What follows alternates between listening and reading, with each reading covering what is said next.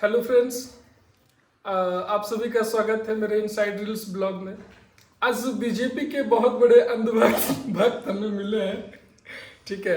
और मैं इनसे क्वेश्चन करना चाह रहा हूँ। क्वेश्चन मेरा ये है कि आजकल आप देख रहे हो कि जो भी बीजेपी के अलावा जितनी भी पार्टियां हैं हमारे देश में, वो सारी पार्टियों का एक ही मीन्स क्वेश्चन रहता है कि जो बीजेपी है, बीजेपी का मुख्य हथियार जो है वो क्या है, मीन्स ईडी और सीबीआई। तो मैं आज इनसे जानूंगा कि ये इसमें इस बात में कितनी सच्चाई है कि वाकई जो बीजेपी पार्टी है या मोदी जी जो है वो मेन रूप से ईडी को मतलब अपने कंट्रोल में रखे हुए हैं ताकि अपोजिट पार्टियों को परेशान कर सकें। आप बताइए थोड़ा इसके बारे में, आपका क्या राय है? धन्यवाद। सबसे पहले तो मुझे इस बात को कहना है कि कोई अंधभक्त नहीं होता है। अच्छा। सरकार की नीतियां होती है, कुछ नीतियां बुरी कुछ अच्छी होती हैं, तो उस हिसाब से कोई भी जनता जो होता है, कोई भी आदमी जो होता है वो अपना विचारों का निर्माण करता है। जहाँ तक सवाल है विपक्षियों का, तो उनका काम है आरोप लगाना, और एक स्वतंत्र विपक्ष और सक्षम विपक्ष का होना ही लोकतंत्र के नींव के लिए अच्छे लोकतंत्र का परिचायक होता है। और ईडी और सीबीआई का जहाँ तक सवाल है, तो ये स्वतंत्र एजेंसियां हैं। ये इनका काम ही है, लॉ इन्फोर्समेंट एजेंसीज हैं ये लोग। इनका काम है देश में चेक एंड बैलेंस करना, जैसे भ्रष्टाचारियों पे नकेल कसना, ईडी सीबीआई। तो ये स्वतंत्र एजेंसियां स्वतंत्र रूप से काम कर रही हैं। इसमें बीजेपी या प्रधानमंत्री मोदी, हाँ ये अलग बात है कि ये केंद्र सरकार के अधीन एजेंसियां हैं, तो इसमें केंद्र सरकार का कंट्रोल तो रहता ही है, और ये हर एक पार्टी के कार्यकाल में ऐसा होता है। और अभी तो विपक्ष कह रही है, लेकिन एक दौर वो था कांग्रेस के शासनकाल में, 2003 से 2013 का वो दौर था। मनमोहन सिंह जो प्रधानमंत्री थे, उस टाइम प्रधानमंत्री ही सही, शासन तो कहीं और से ही चलता था। तो उनके कार्यकाल में सुप्रीम कोर्ट का ये कथन है कि CBI is working as a puppet of government. तो सीबीआई को उन्होंने तोता बोला था कांग्रेस का या उस समय के वर्तमान सरकार को, जबकि अभी मुझे नहीं लगता है कि कहीं से किसी कोर्ट ने, या तो वो सुप्रीम कोर्ट हो या कोई हाई कोर्ट हो, इस तरह का कोई किसी बात का संज्ञान मेरे पास तो नहीं है। तो विपक्ष का काम है आरोप प्रत्यारोप का। और दूसरी बात मुझे जो लगती है कि कोई भी सरकार इन एजेंसियों का सहारा लेती ही है, और इट्स ऑल अबाउट पॉलिटिक्स। अगर कोई सरकार अपनी सत्ता को में नहीं रहेगी तो उनका कोई मतलब नहीं बनता है। सरकार नहीं, मेरा मतलब कोई भी पॉलिटिकल पार्टी, उनका उद्देश्य ही होता है सत्ता में काबिज रहना, सत्ता में कायम रहना।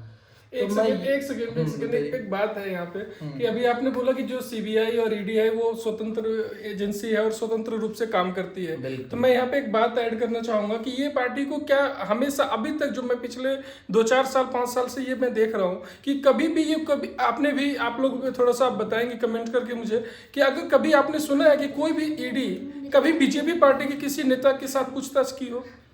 कभी नहीं। ये उनको हमेशा आम आदमी पार्टी ही मिलती है, हमेशा मीन्स या तो लालू यादव का फैमिली हो उनको मिलता है, या मायावती या फिर अखिलेश यादव जो भी हो, उन सब के पीछे ये हमेशा काम करती है।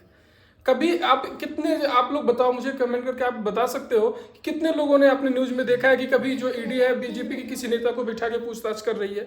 आपको क्या लगता है कि पूरे देश में जितने भी बीजेपी के नेता हैं वो क्या एकदम दूध के धुले हुए हैं? कभी किसी के साथ कभी कोई कुछ मतलब गलत नहीं किया है?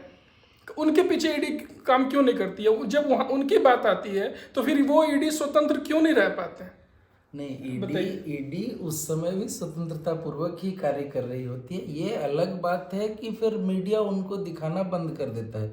ऐसा नहीं है कि जो लोग बीजेपी में शामिल हो जाते हैं, या तो आप देख लीजिए कांग्रेस से निकले हुए लोग, हेमंता बिस्वा शर्मा पे जो केस चल रहे थे ईडी या सीबीआई से, तो वो बंद कर दिए गए हैं। वो फाइल्स अभी भी खुली हुई हैं, ED is taking care of that. ये अलग बात है कि विपक्ष के लोगों ने अब उन मुद्दों को उठाना बंद कर दिया, या फिर मीडिया में वो मुद्दे दब गए।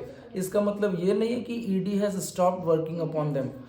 वो काम अभी भी चल रहा है, और वो चलता है। मुझे नहीं लगता है कि वो बायसनेस ईडी या सीबीआई करती होगी, तो लेकिन वो दिखता फिर ज्यादा है अभी। आपको आप ये चीज तो मानते हैं ना, आप इन्हें नहीं, मैं इनको इसलिए बार बार इस तरह से कर रहा हूँ क्योंकि ये बीजेपी और मोदी जी के बहुत बड़े भक्त हैं। इनको जमीनी लेवल पे किसी भी सच्चाई से मतलब नहीं है, बस इनको जो दूर से दिख जाता है बस उसके पीछे ही चलना शुरू कर देते हैं। ठीक है, तो आप आज ये फाइनली ये मान रहे हैं कि भले बीजेपी के नेता भी गलत होते हैं बट वो ईडी और ये सीबीआई उनको नहीं दिखाती है, ये बात तो आप मानते हैं ना? ईडी सीबीआई का काम दिखाना नहीं, दिखाना काम मीडिया का है। नहीं, मीडिया का काम दिखाना है बट चीजों को बाहर निकालना तो ईडी का ही काम है। सोशल मीडिया मुझे लगता है कि बायस नहीं है, वो जहां से जो चीजें निकल के आनी होती है वो निकल के आती है।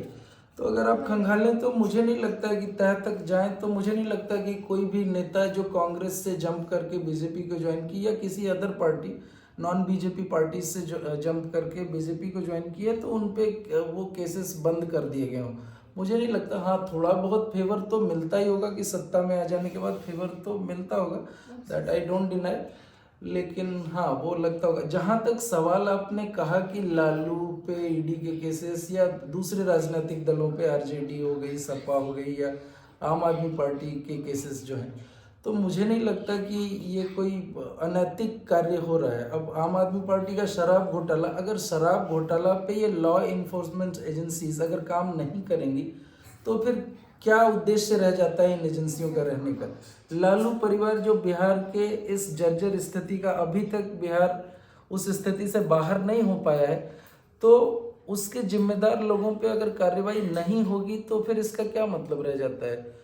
तो मुझे लगता है कि अगर जो लोग करप्ट हैं they should be taken into account.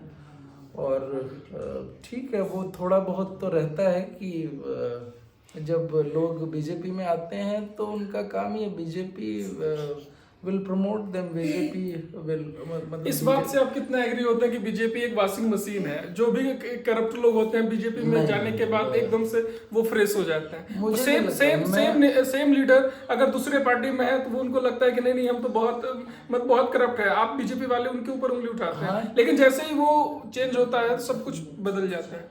ठीक है, वो हमेशा से चलता आया है। वो कांग्रेस, जब कांग्रेस शासन में थी तो बीजेपी से लोग जंप करके या किसी और दल से लोग जंप करके जब कांग्रेस में जाते थे तो कांग्रेस भी वॉशिंग मशीन की तरह दिखती थी। मुझे लगता है कि जो बातें की जानी चाहिए वो कॉम्पैरेटिव होना चाहिए, वो एक तुलनात्मक अध्ययन की जाती है।